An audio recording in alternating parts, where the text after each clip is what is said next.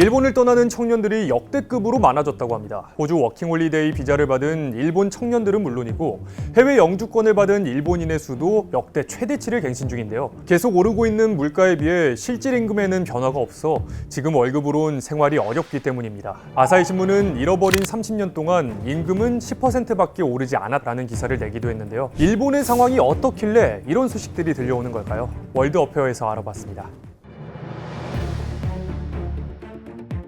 최근 일본 후생노동성이 발표한 통계에 따르면 일본 노동자들의 실질적인 임금이 24개월 연속 감소세를 나타냈습니다. 직원이 5인 이상인 업체를 기준으로 평균 월급이 전년 같은 달보다 0.6% 증가한 30만 1,193엔, 약 265만 원으로 나타났지만 물가 변동을 고려한 실질임금은 2.5% 감소한 건데요. 이 실질임금 감소 통계가 일본 내외에서 화제가 된 이유는 전에 없던 심각한 수준이기 때문입니다. 미국 역사상 최대 규모의 기업 파산으로 글로벌 금융위기의 시발점이 됐던 리먼 브라더스 사태가 일어난 2007년 9월부터 2009년 7월까지 23개월 기록을 뛰어넘은 역대 최장 기록이죠. 전부터 일본의 임금 문제는 큰 화두였습니다. 최저임금은 OECD 주요 국가 중에서도 낮은 6달러 수준이고요. 우리나라의 임금을 추월당하기도 했습니다. 이런 임금 문제를 의식한 일본 정부는 최저임금을 4% 이상 대폭 인상해 1,004엔까지 올렸고요. 지난 봄에는 일본 최대 노조인 렌고가 벌인 임금 협상 춘투 이후 기업들이 임금을 평균 5.24% 올리기도 했습니다.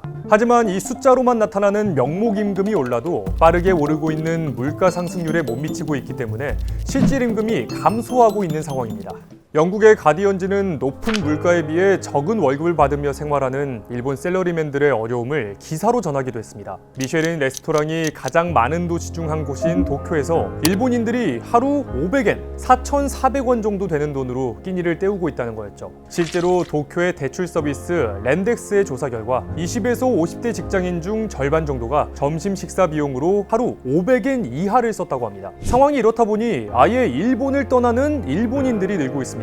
일본보다 시급이 약 2배가량 높은 호주에 워킹홀리데이 비자를 신청한 일본인이 2022년 7월부터 1년간 14,398명으로 나타났는데요. 전년 같은 기간인 5,170명보다 3배 많은 수준이고요. 조사를 시작한 2006년 이래로 가장 많은 수라고 합니다. 해외 영주권을 받은 일본인도 역대 최대치를 기록했는데 작년에 57만 4,727명의 일본인이 일본을 떠나 있는 걸로 집계됐습니다. 요즘 우리나라에 거주하는 일본인도 많아졌죠. K-문화에 대한 인기가 영향을 준 것으로 보고 있는데요. 이런 현상에 대해 와타나베 스스미 도쿄대 교수는 해외처럼 잦은 파업을 통해 임금 인상을 받아내는 대신 일본 젊은 층은 해외로 나가는 조용한 파업을 택하고 있는 것 같다고 말했고요. 인구학 전문가인 스카사 사사이 후쿠이 현립대 교수는 해외로 떠나는 청년 중 여성이 점점 많아지고 있다. 이런 흐름은 일본 저출산과 인구 감소 추세를 가속화할 것이라고 내다봤습니다.